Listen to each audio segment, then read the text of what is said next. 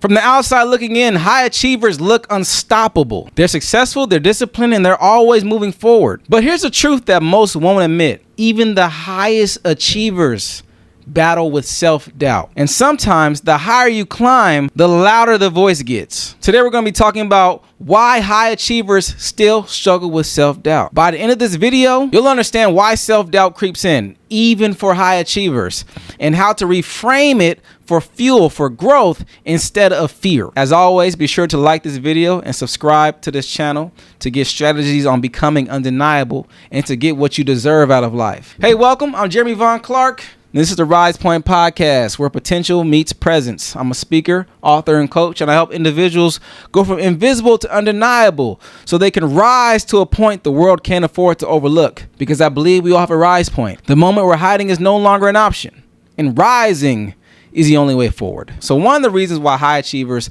would have self-doubt is because success raises the stakes. The more you accomplish, the more you feel you have to lose. And that pressure creates doubt. You start to see your past achievements as measuring sticks and levels that you have to continue to always top. But here's the thing. Every time you achieve something, you go right back to level 1. There's only level 0 and then the next level. Because every time you achieve the next level, all the emotions that were at level 0, like doubt, anxiety, anxiousness, wonder, all those emotions are associated after you always get to the next level, because once you get to the next level, you're right back at level 0. So it's only level 0 and the next level. And sometimes for high achievers, they put themselves in the mindset of, there's multiple levels outside of that next one, not realizing that it's only 2 levels. The one where you've accomplished, and then the one where it's back to planning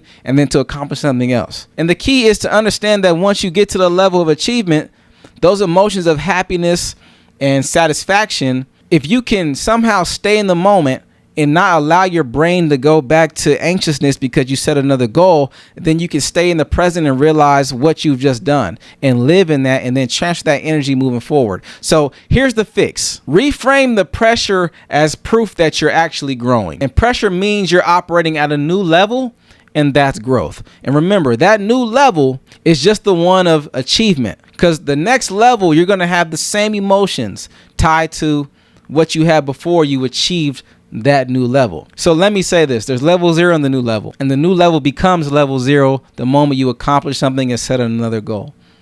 So it's important to reframe the pressure that you put on yourself at level 0 as proof of growth. And think about all the levels that you had to go through to get to the point that you're at. Okay, here's another way that achievers deal with self-doubt. Comparison steals confidence. Comparison is the thief of all joy.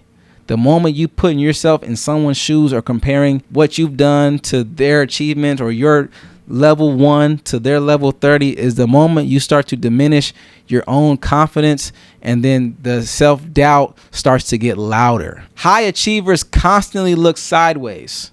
Who's faster? Who's smarter? Who's stronger? Comparison is just feeding the self-doubt, worrying about others all the time, because you're always playing the measuring stick game. Where am I at compared to other people? But there's only one race you need to be running, and that's your own. It's funny, I run a lot of track, and the thing about track is you think that you're racing, there's 8 lanes, so you think you're racing 7 other people. But the truth is you're racing against your own times and your own previous time. That's what's most important. If you get 3rd, 4th, 5th place in the race, while yes, you technically lost the race from an athletic standpoint and competitive standpoint versus others, but if you look at the time that it took for you to complete the race, if it's faster than the time that you previously did it, you actually won. And then you can look at others and see their techniques and then try to use that to improve yourself, not necessarily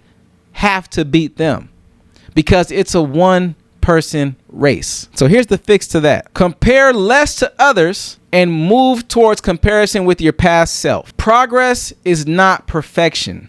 It's evidence. Progress, not perfection, builds real confidence. So make sure you are comparing who you are today with who you were yesterday, because that's going to tell you whether you moved up or you're in the same place. Worrying about somebody else's race, not even knowing the emotions that come with what they're doing or really what's going on, that's only going to diminish you. There's this old saying when I was growing up, you all up in my Kool-Aid, don't even know the flavor. And it's funny growing up because you're using that as like a joke for people to get out your business, but it has some validity to it. It's true. Right? Don't be all up in somebody else's Kool-Aid. Don't even know their flavor. It could be nasty. It could be bitter. It could be too sweet. It could be thick. You don't know what their Kool-Aid is like. You just looking at it. Worry about your own Kool-Aid. All right? Worry about your own Kool-Aid. And here's what you need to understand as my last point. Doubt is evidence of ambition. That's going to be a hard one to understand. Doubt is evidence of ambition. So if you've never doubted yourself, you've probably never stretched yourself. The reason why you have doubt in the first place is because you have a goal to look forward to, or there's a task that you have to do in order to level up. So you start to think about all the ways that you can't do it, and that starts to creep in. But you have to understand, in those moments, that doubt is because you are ambitious and you are looking forward and you're actually excited about the prospect of what that vision would feel like once you actually get there. Self-doubt is often a sign that you're just stepping into new territory. So here's what you need to do with that. Here's the fix to that. Acknowledge the doubt. Acknowledge it. And then after you acknowledge the doubt, take action anyway. Take action anyway. No matter the result of the action, you are going to have evidence, you're going to have knowledge, you're going to have experience that is going to increase your confidence and further decrease any kind of self-doubt you have going forward towards the next thing. Okay, because you're going to have experience, you're going to have know-how, and because you have those two things, you're going to be able to take that and put that into a knowledge base and inject it to yourself, and that's what's going to create confidence. Like, that's how confidence grows. It's seeing the challenge but doing it anyway. And then when you do that, you're going to build a habit of facing challenges and walking through them like they're not even there. Will it hurt? Yes. Will it be uncomfortable? Yes. Will you grow? Yes. Will you become more confident? Yes. That's also what comes with it.